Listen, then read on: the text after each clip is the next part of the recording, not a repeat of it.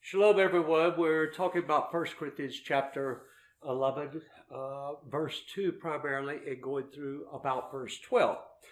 Now, I believe with all my heart that there has been a terrible mistranslation that has occurred here. It's not so much that the word that is used could not be translated the way it was, but it departed from the meaning. It departed from what was being communicated. Now, this is tragic because many people that are moving towards Torah believe that many non-Jews that are moving towards Torah believe that, according to this verse, they should not have their heads covered. So we want to see if that is exactly what it's saying. In a recap, in verse 2, Paul writes for the people to keep the halakha as he delivered it to them. Then in verse 3, he goes into levels or a hierarchy of covering. He says that there is a Hashem, there is God, that under God is the Messiah, under Messiah is the husband, and then under the husband is the wife. Now, it doesn't mean that one is higher, man is equal with women. We're told this in the book of Galatians in chapter 3, that men and women are equal in the kingdom of God. It deals with roles. It deals with how it's set up to operate. So basically, our controversy starts in verse 4. And I'm going to once again reference an article that you can look at for yourself. It's called Wild Hair and Gender Equality in 1 Corinthians chapter 12, verses 2 through 16. Now, this article was written by a Christian scholar. His name is Philip Pagan. You can read his credentials. They're quite extensive. But he goes into about a 28-page article on all of this, developing it out quite extensively.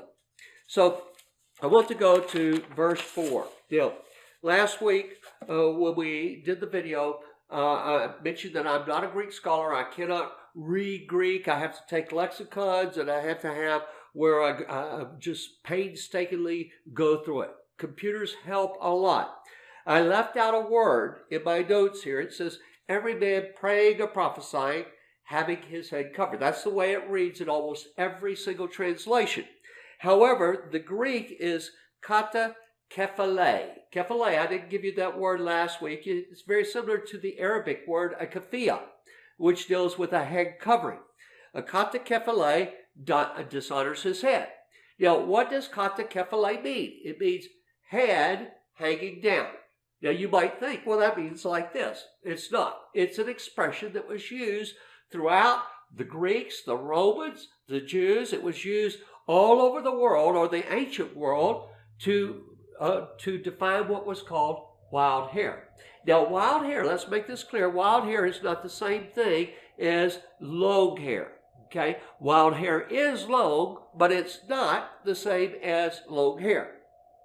So I want to read a little bit of Mr. Payne, or Dr. Payne's, where he's commenting on verse 4. And it says, every man who prays or prophesies, literally, having down from his head, disgraces his head. The preposition kata with the genitive of place means down from. And he gives several lexicons, hanging down from the head. It was not shameful in Greek, Roman, or Jewish culture for a man to drape a garment over his head. This custom symbolized religious devotion and piety. The Hebrew scriptures and later Jewish custom approved head-covering garments for men in worship. Consequently, to prohibit them, this is very important, consequently to prohibit them would have complicated Paul's relationship with synagogues. Now, if he is leading non-Jews that are becoming believers into a faith in Messiah, and he's teaching them the Torah and teaching them the halakha, this would be a direct slap in the face to the Jewish community that they are a part of. Remember that they will remain a part of the Jewish community until we get into the 2nd century.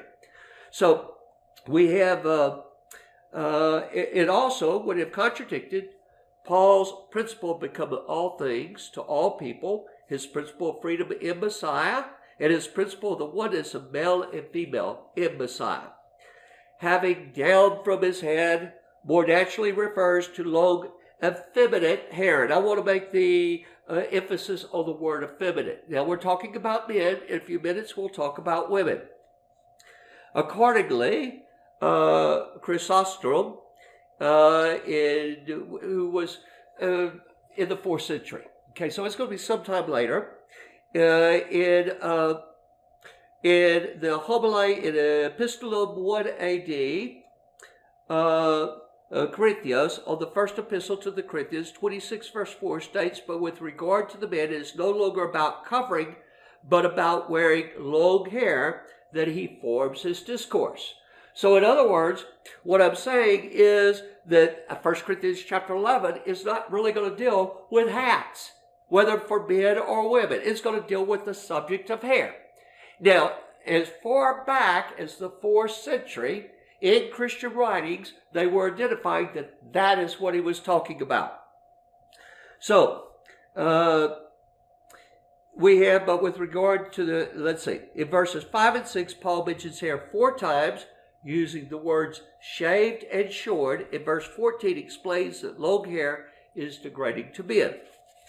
In the Dionysic cult, Dionysus was the Greek god of revelry, of wine. The Dionysic cult was famous for drunken orgies. Now, in the Roman world, this was Bacchus. And having been to Israel a number of times, one particular place, there is a Roman villa up in the Galilee. And the Roman villa, the building is still standing, and you go in and there is a huge mosaic. And the whole mosaic is different depictions of the Dionysic cult and all that they have. Now, let me read what we have here. It says, in the Dionysic cult, men wore long hair to symbolize homosexuality, or to present themselves as women, and women let their hair down or even shaved it. The Roman historian Livy, now this is going to be 59 BCE or BC, up into the Common Era 17 or AD 17, writes that in the Dionysic initiation rites that there were more lustful practices among men with one another than among women. Paul opposed such homosexuality in 1 Corinthians chapter 6 verse 9 and chapter 6 verse 11, stating, such were some of you. In 1 Corinthians 10 verses 7 through 8, he warns against pagan revelry and sexual immorality. They're like the practices in 17 passages in 1 Corinthians alone. Well, why so much in 1 Corinthians? Because in Corinth, this was a scene of pagan idolatry. Now, remember that in the Holy Temple, men that were priests were forbidden to come to the altar or to go into the Hekal, to come into this entire area if they had wild hair. They were not allowed to have wine if they came into this area. If they were out here, wine was fine. Why here? Because it's going to be identified with idolatry. It's going to be identified with idolatry. And that is what Paul is addressing. Now, I want to go through and just give you a little bit more. And you can check this out for yourself. It says, verse 5, but every woman who prays or prophesies with her head uncovered. Now, the word here is akaptoluptos. I hope I'm pronouncing this correctly. She dishonors her head. In the ancient world, in the Roman, in the Jewish, in the Greek world, in almost the entire around the Mediterranean, the cultures were what were called honor and shame cultures. Honor and shame cultures. We have many cultures like this in Africa. We have it in the Orient, within Asia. We have that honor and shame cultures are very, very common. This is going to be found repeatedly in the New Testament. And so it says, but every woman who prays or prophesies with her head uncovered, or meaning that here we're going to find that the covering that she has is her hair. While man was not to have his hair in a feminine style, women were not to have their hair in a masculine style. For a woman to be shorn or shaved, for that is one and the same as if her head were shaved.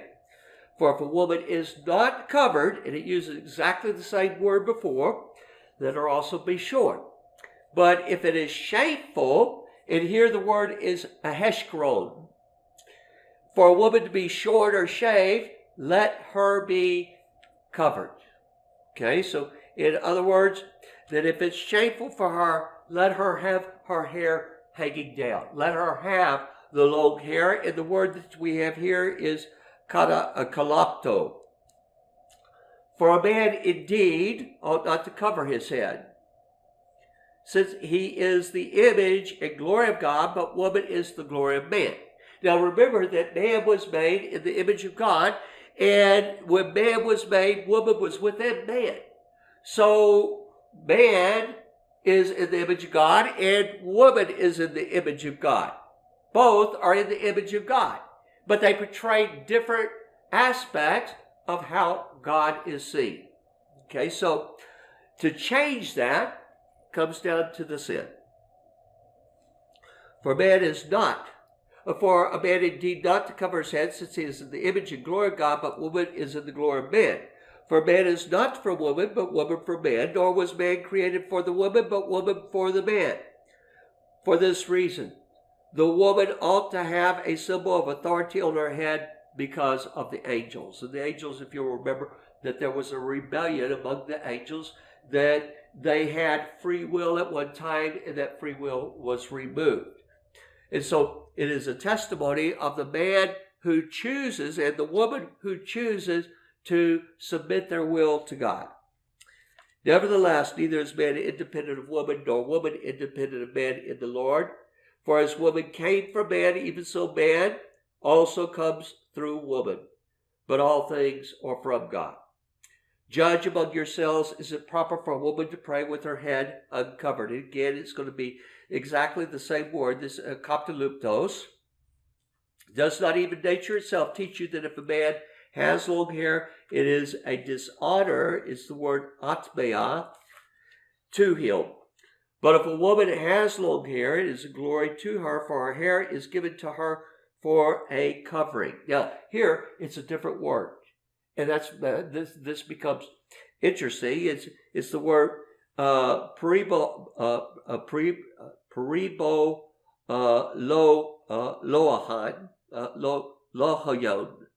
I hope I said that close to right. But what this word deals with, is that the woman's hair is like a garment to her. But if anyone seems to be contentious, we have no such custom, nor do the congregations of God. Okay, so let me just sum this up. The whole passage, 1 Corinthians 11, even from the ancient times, was seen as dealing with hair. It's not dealing with a kippah. It's not dealing with a hat. It's not dealing with a veil on a woman. It's dealing with hair. The topic here is not just whether one has or does not have long hair, or a woman might have short hair. The topic is the motive. It's going to deal with their motive is for a man to be as a woman, or for a woman to be as a man. That is where the sin is. That is where the idolatry is. That is what is being communicated. So I hope that these have been some aid to you in understanding a little bit better when Paul says, keep the halakha as I delivered it to you. I hope that you'll feel free to cover your head when you sit down to pray, when you come to your table, which is an altar, and you eat your food, to have your head covered. That as you read the scriptures, to have your head covered. Because I believe that the scriptures teaching us that this is the path of God. Shalom. Shalom. Thank you for watching our video. If you enjoyed it, please subscribe. Click the notifications button. If you have questions or comments, the comments section. Go to our website at hatikva.org. You might be interested in the temple. Measure the pattern, which is our exhaustive work on the Holy Temple. Shalom.